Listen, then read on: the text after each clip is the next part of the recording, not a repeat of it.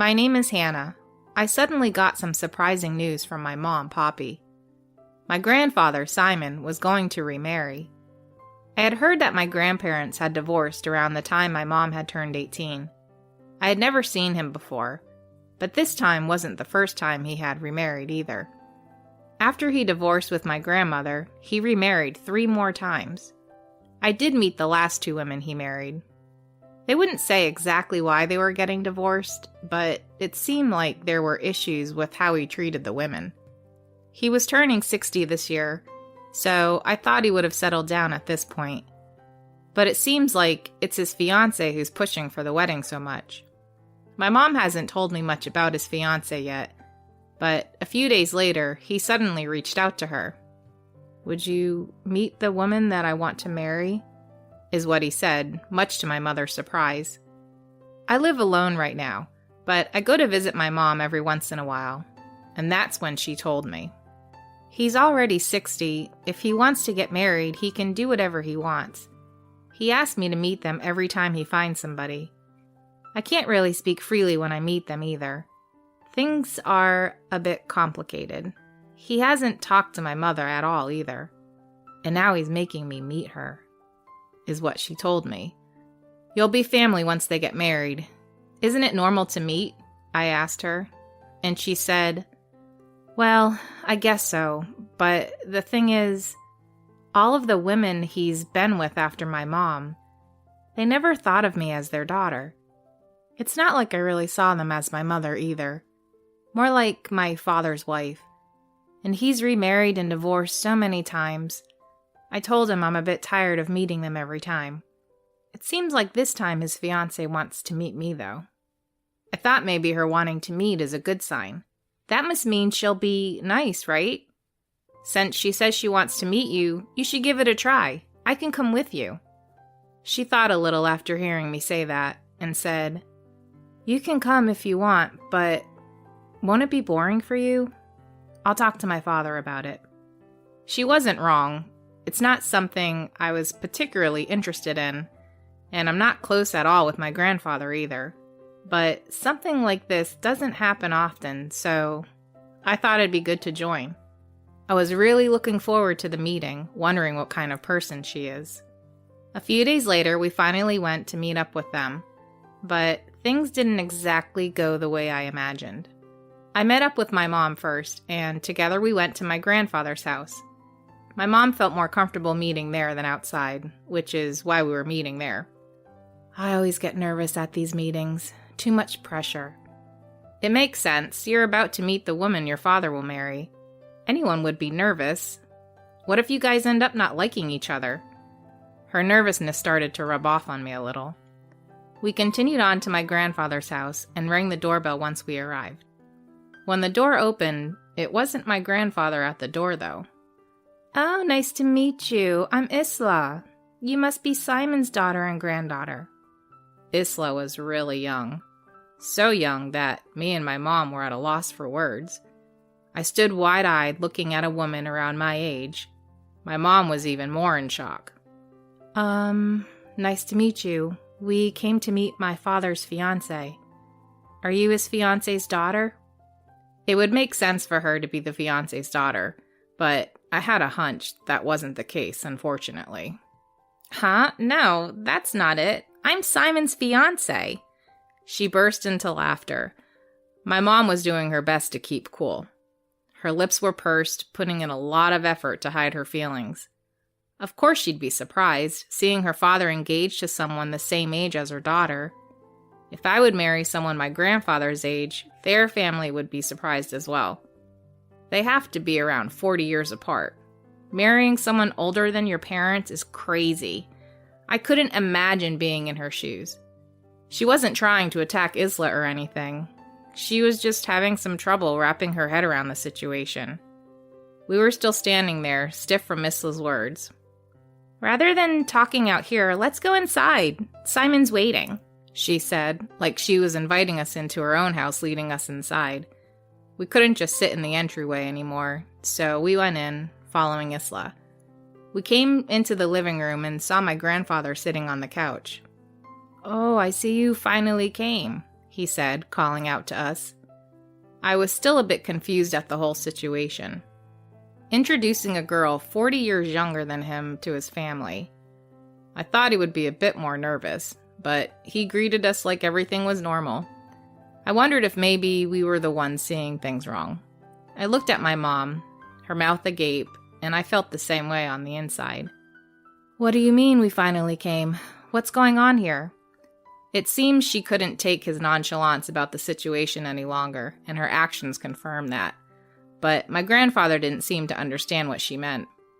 What are you talking about? I just called you to meet and chat a bit with my fiancé. This seemed to embarrass my mom. Yes, that is what you said, but that's not what I mean. How old is Isla anyways? She looks to be about the same age as Hannah. You're really going to marry her? She asked him a lot more directly this time, but Isla answered her instead. Calm down. How old I am isn't what's important. There's no law saying you can't marry someone younger than you, right? She wasn't wrong, I thought, but something still felt odd here. She was a lot different from the other women my grandfather married before. They were usually the more modest type. Isla seemed more easygoing, and she talked and carried herself more like she was younger than me. You're right, it's not illegal. I was just very surprised at your age difference. I'm sorry for offending you. He's my family, so I was just a bit worried for him, is what she said to Isla. I understood what she meant. My grandfather also tried to reassure her.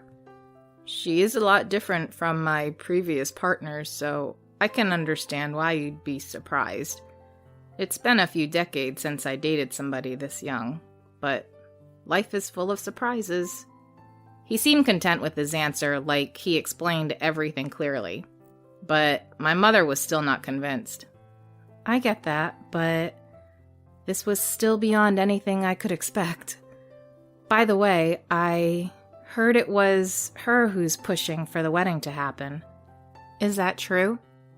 Mom looked at Isla and her father for an answer. Yep, that's right. I want to marry Simon. If I didn't, I wouldn't meet his family like this. I wanted you guys to know I exist. Isla was still talking about everything so casually. I was fine with just dating, but Isla really wanted to get married, he said, still looking really pleased with himself. Mom was still doubtful about the whole situation. I'm gonna take this chance to ask you clearly. Things look really good for my father. He gets to marry a young, pretty girl like you, but what do you gain from this? It doesn't look like you really love him. I was really surprised that you wanted to meet us, honestly. She was really blunt with her opinion on the marriage, and Isla laughed, seeming to find it funny. I have plenty to gain from this. If we're both happy and having fun, isn't that good? We've got something only we can understand. Also, Simon said that he always makes you meet the people he marries, but you never complain. Does that mean you're against us marrying? Isla seemed to be provoking her, and it was making her annoyed. It would be really bad if they started to fight, so I decided to step in. Mom is just worried about her father, right? Let's let them speak alone for a minute. You can talk with me, Isla. We're close in age, so it should be more comfortable, right? And with that, I forced us into pairs. Honestly, I was a bit uncomfortable being alone with Isla, but it was the only way I could calm things down. My mom and grandfather agreed that it was a good idea. Isla and I walked around the neighborhood while talking.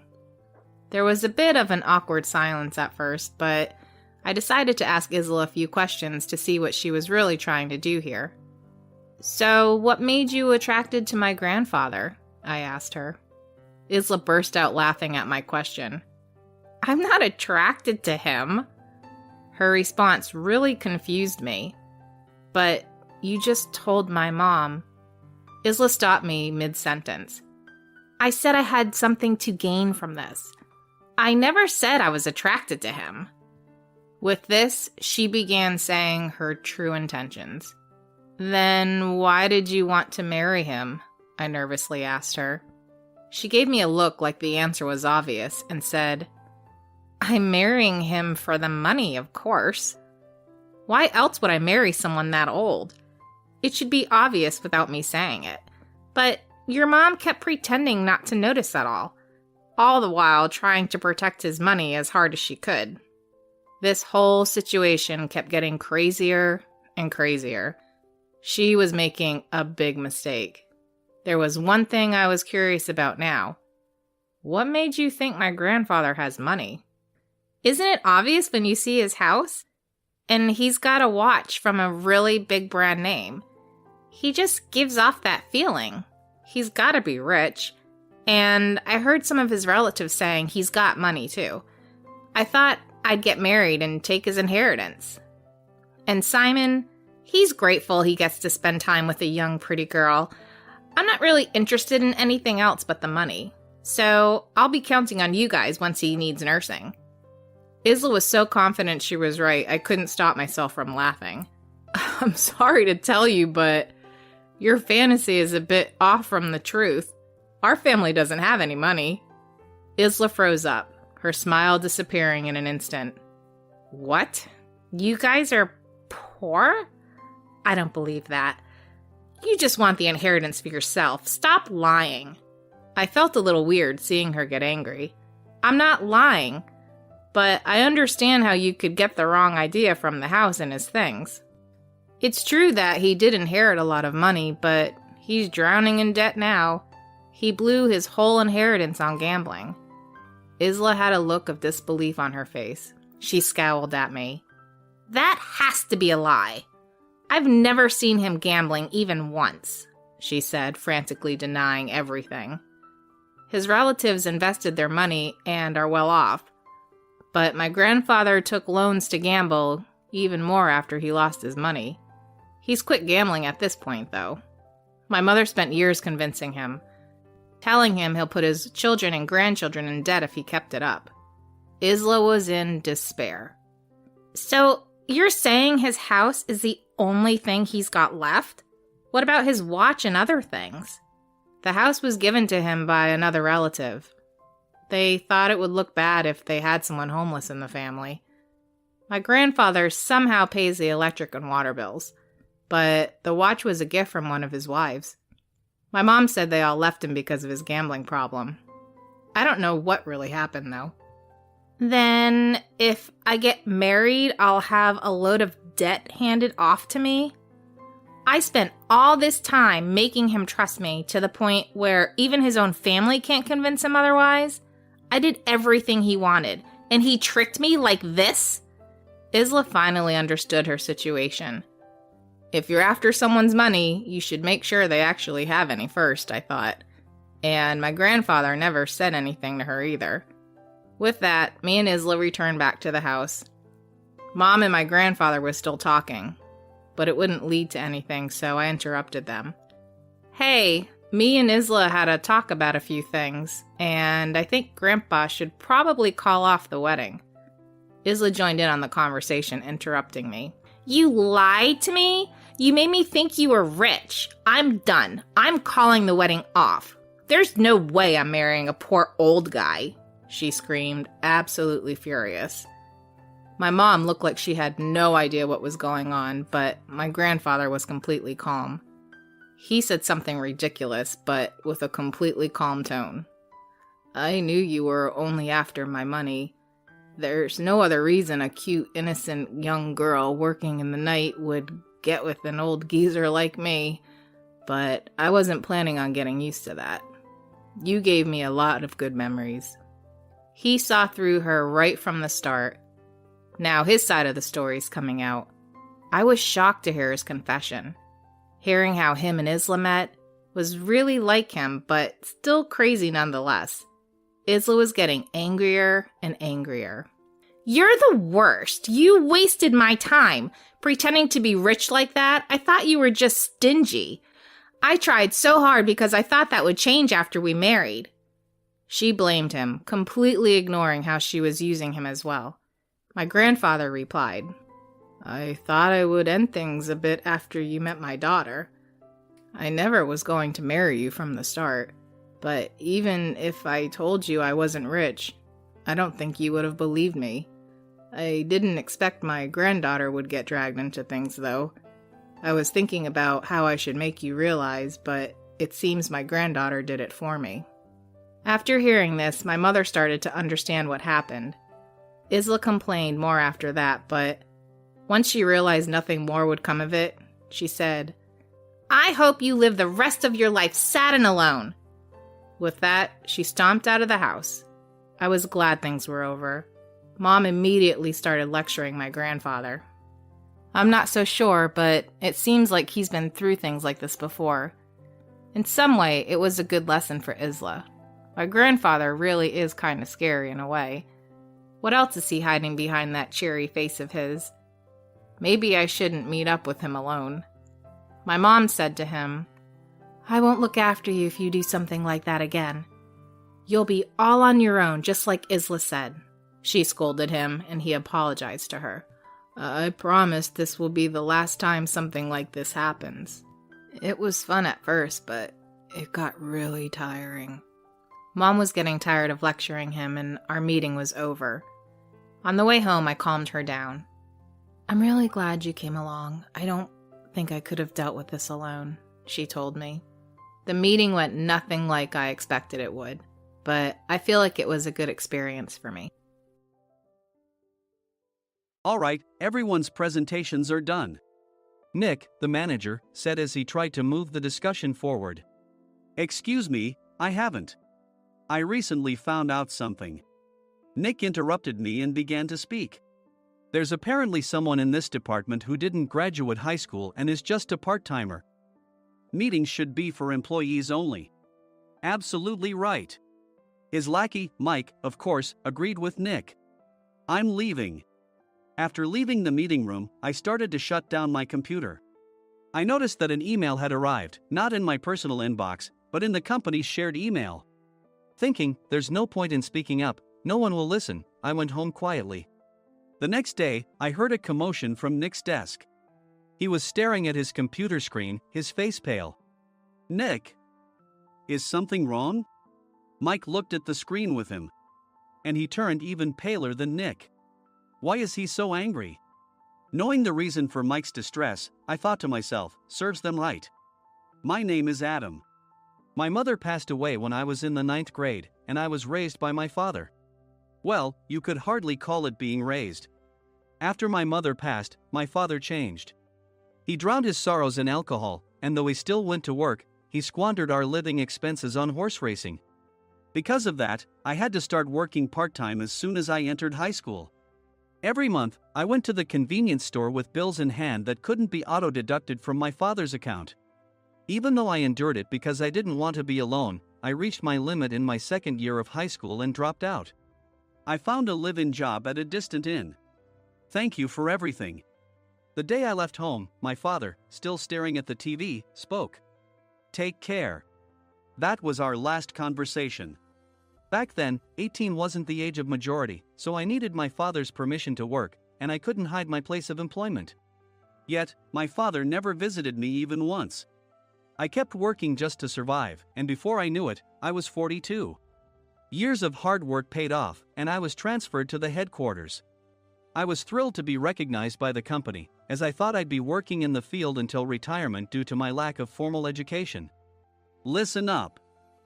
Our work can change the future of our employees. Don't drag us down. On my first day after the transfer, Nick, dressed in an expensive suit, spoke sternly. There was a reason for this. Our inn was located in a prominent tourist destination, known so well that everyone in the state could sing its commercial jingle. At its peak, we had 5 locations within the state. But that was long ago. Due to financial difficulties and aging facilities, only the place where I had worked for many years and the original establishment remained. I was prepared to lose my job anytime, but now there was a glimmer of hope. With the rise of social media, the tourist area where the inn was located started gaining attention again. Depending on how hard the sales department, where I was transferred, worked. We could either thrive or be forced to give up this prime location to the new hotel chains continuously popping up. For Nick, who had switched careers from another industry to strengthen our sales, this was a battle he couldn't afford to lose. I understood why he had to be strict. I will do my best. Nick sneered at my enthusiastic declaration. Did you not hear what I said? I'm sorry. I thought I was listening carefully. Out of habit from years of customer service, I apologized reflexively, though I had no idea what had offended him. Someone was watching me with a smirk.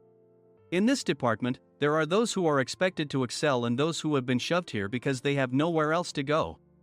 You are the latter. It was Mike, the section chief. He's 7 years younger, at 35.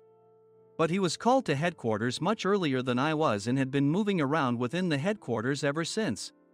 I'm not jealous, but I can't accept that he's my boss. Graduating from a prestigious university, he has an unusually high pride and caused many problems as a newbie, making things very difficult for me when I was the front desk leader. When I found out Mike was transferred to the sales department a month before me, I was disheartened. Mike is right. With just a middle school diploma, there's not much you can do. Don't even think about achieving results. As if I didn't exist, Nick remarked, I'm thirsty. Mike eagerly ran to the coffee maker. It seems Mike is Nick's lackey. I regretted being happy about my transfer to headquarters, wishing I had stayed on site forever. Send a direct mail to every company on this list by the end of the day. Nick only assigned me tasks that even a new graduate could handle. What? There are over 1,000 companies. You want me to send to all of them by today? Yes, if you and your fellow misfits split the work, even those with nowhere else to go should finish by today. I glanced at the employees typing away expressionlessly. They were worn out from customer service, only thinking about leaving on time, or were women reassigned after having children, with zero motivation for work.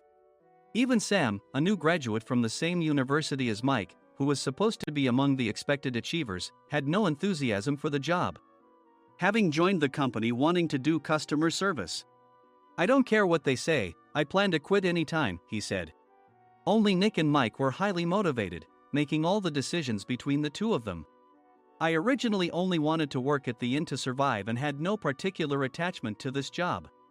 I swallowed my words, thinking I had no right to reprimand them. About a month after the transfer, Nick told us with a frustrated look. To commemorate the 50th anniversary, we've decided to create a plan exclusive for one group per day. Originally, Mike and I were supposed to come up with it, but our president, Mr. Thompson, insists on hearing everyone's opinions. So, you all get a chance. As Nick explained, Mike began handing out prints. Make sure not to embarrass Nick. If your ideas are half-baked, you'll have to redo them.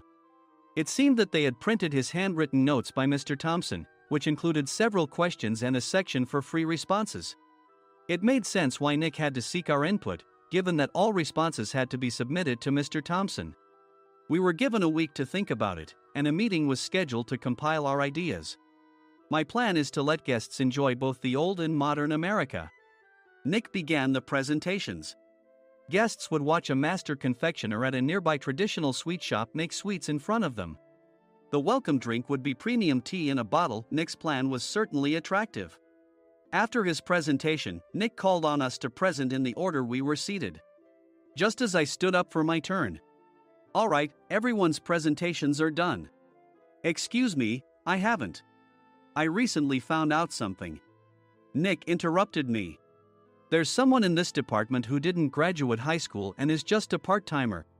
He was likely talking about me. I joined the company as a part-timer and was made a full-time employee when I turned 20. That was 20 years ago, so Nick and Mike probably had no chance to know until recently. Meetings should be for employees only. Absolutely right. After that, Nick kept creating opportunities to solicit everyone's opinions, purposefully excluding me from speaking. The meeting unexpectedly heated up and went past the scheduled end time. A few people asked to leave, and the discussion continued with the remaining few. Still here? Normally, you'd leave in that situation. Though I had no attachment to the job initially, hearing kind words from customers made me want to make them happier. For someone like me, with nowhere to go, the inn was my home and customer service was my life. I felt pathetic about my current self. I'm leaving. I left the conference room and started shutting down my computer. I noticed an email had arrived, not in my personal inbox, but in the company's shared email. Thinking no one would listen to what I had to say anyway, I quietly went home. The next day, while preparing the DM as instructed, I heard a commotion from Nick's desk. In his haste to stand up, he hit his knee on the desk. He stared at his computer screen, his face pale. "Nick! What's wrong?" Mike, thinking he should be the first to rush over, approached Nick while still wearing his coat. He peered at the screen with Nick. And he turned even paler than Nick. Why is he so angry? Who is responsible for this company? Nick, more irritated than ever, asked, and Mike answered without checking. Probably Sam. Sam wasn't there because he was attending a morning training session for new hires. Nick gave up on getting angry and returned his gaze to the screen. They were looking at an email that arrived right after the end of the working day yesterday. Apparently, no one, including me, had checked it before leaving. The email was from a large company that used us for their annual employee trips. The president and executives of that company also frequently used our services personally. President of the company, Mr. Mason himself, had declared that neither he nor his company would ever use our services again. Well, some companies cancel their employee trips or stop using our services due to financial struggles. Let's just move on. Mike kept wiping the sweat from his forehead with a handkerchief. Knowing why Mike was so agitated, I quietly watched their interaction. Do you know how much revenue we get from that company? We can find other guests to fill the rooms, but we'll lose the banquet costs, gift shop revenue, rental car fees, and more. Moreover, the gifts were supposed to be prepared by the traditional confectionery shop involved in Nick's proposed plan. If it's known that we incurred such a huge loss at this critical time, Nick's position in the company would be jeopardized. Nick took a deep breath, seemingly trying to calm himself. All right, Mike. Go to New York right now and apologize to Mr. Mason. What? You're coming with me, right? I have urgent work to do. I trust you, which is why I'm entrusting this to you. Please. Mike, believing Nick's sincerity, agreed with a determined look on his face, saying, yes. That's Nick for you. Even if Mike went to apologize, Nick would shift all the blame onto him if the client didn't change their mind. Well, it was Mike's fault to begin with, so it served him right. About 3 hours later, Sam answered a call from somewhere and repeatedly apologized, saying, I'm very sorry. Everyone watched to see what was happening. After ending the call, he informed Nick with a weary tone. When Mike arrived at the client's company, he only made things worse, further infuriating Mr. Mason. He was demanding, get his boss here immediately. It was no wonder Sam was exhausted, dealing with such a call right after returning from training. What is that idiot doing? All right, Adam, you're coming with me. If sacrificing Mike didn't work, then I must be next. Normally, I'd want to refuse at all costs, but I saw an opportunity in this situation. If I can be of assistance, I'd be happy to join you. I immediately followed Nick, and we flew to New York. When we introduced ourselves at the reception, it became clear how serious the situation was. As the receptionist personally escorted us to the president's office. Angry voices leaked through the door, making both Nick and me uneasy. Excuse me. I'm Nick, the supervisor. I understand my subordinate has caused you trouble, and I deeply apologize. Nick, with his experience in the corporate world, knew enough to offer an apology before excuses. However, his customer service skills left much to be desired. I sighed as I saw Mike trembling like a small dog in the corner of the room. What kind of training are you giving your subordinates? Mr. Mason glared at Nick with a red face. The intensity of his gaze made even Nick take a step back. Regrettably, I joined this company only 2 years ago and was unaware of Mike's issues. I should have identified his shortcomings sooner. Indeed. I should have realized sooner. No sensible person would come to apologize and then give a lengthy presentation on the drawbacks of not using their in. Nick froze, his mouth slightly open. Suspecting the worst, I picked up the documents that had fallen to the floor. It seemed Mike hastily prepared these documents on the plane, listing the disadvantages. Disadvantage 1, if you change the venue for the company trip, employees might suspect it's for cost-cutting reasons, leading to a negative impression. Reading it aloud half-jokingly, Nick snatched the papers from my hand and checked the contents with a furious expression. Among the stack of documents was a receipt from a nearby convenience store's copy machine. I felt a pang of dread, hoping he hadn't shown the receipt as well. What do you think he said when I asked what kind of nerve he had to do this? I'm very sorry. Faced with the dire situation, Nick must have thought there was nothing left to do but apologize. In a voice smaller than I'd ever heard from him, he uttered words of apology. He said, "I'm a Harvard graduate.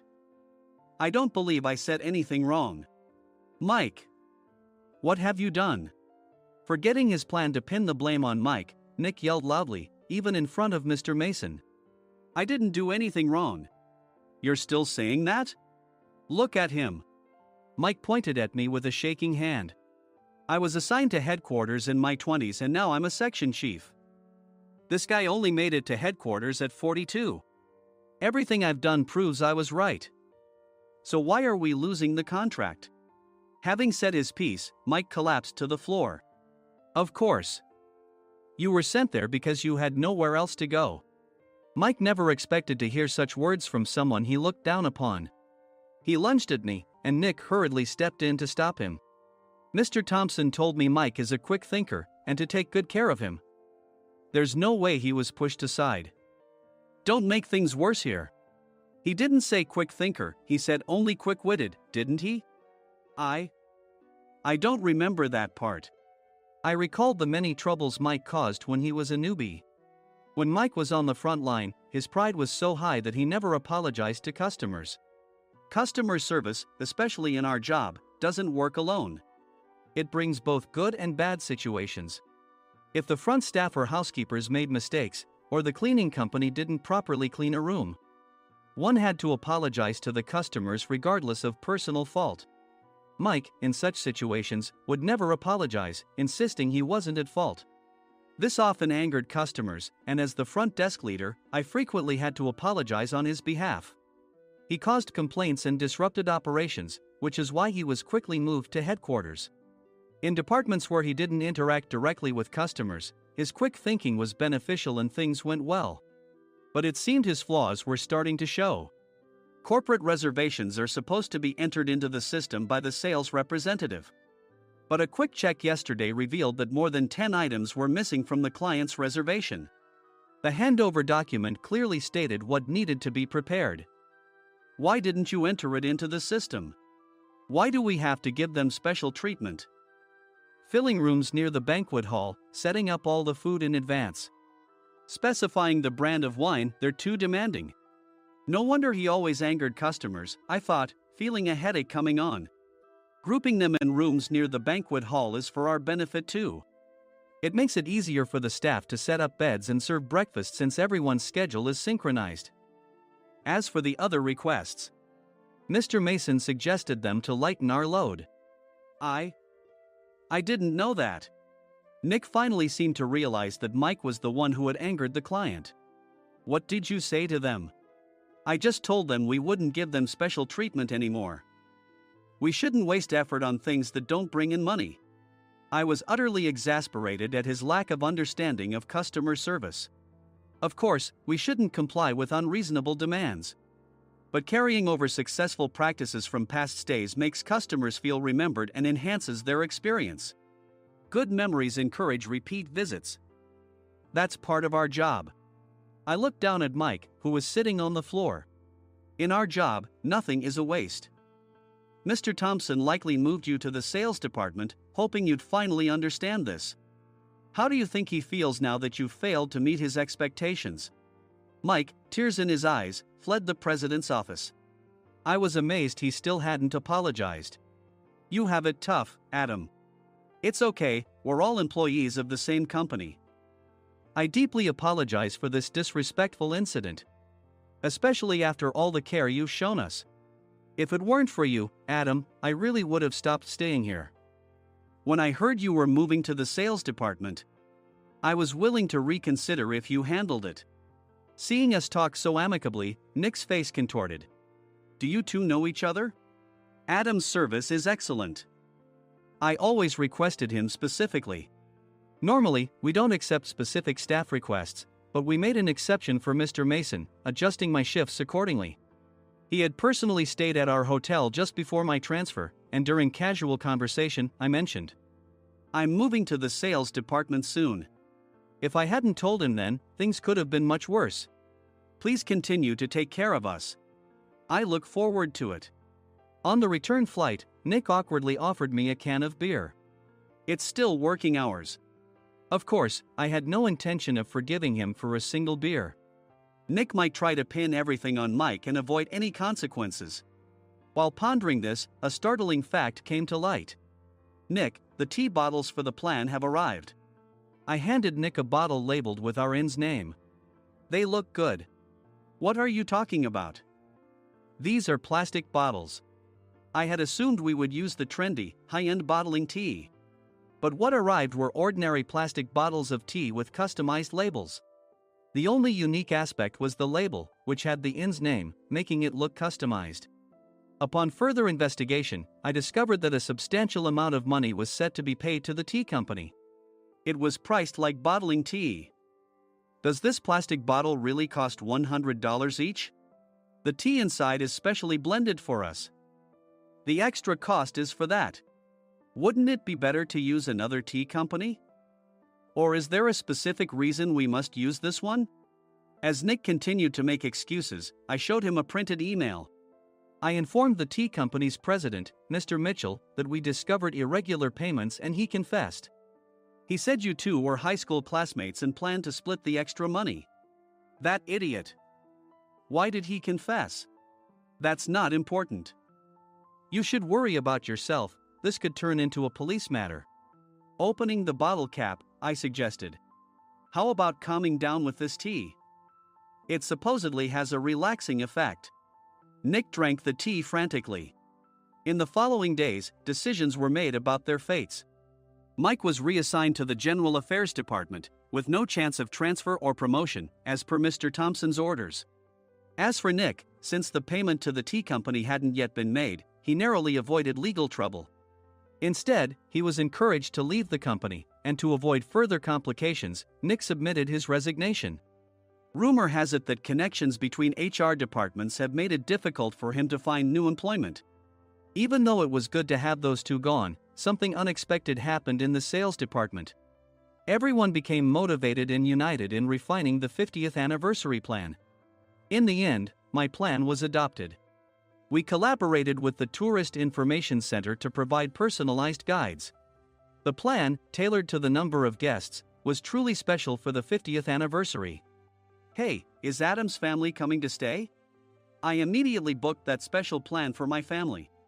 Sam noticed it on the reservation list and quickly picked up on it. "Yes, I'm inviting my father." "That's great. I might invite my parents too." I lacked the courage to face my father just as Adam. But here, with the confidence Mr. Mason praised, I felt ready. The 50th anniversary plan was a perfect opportunity to reconnect with my father. I hoped to bring back the days when we could laugh together as we once did.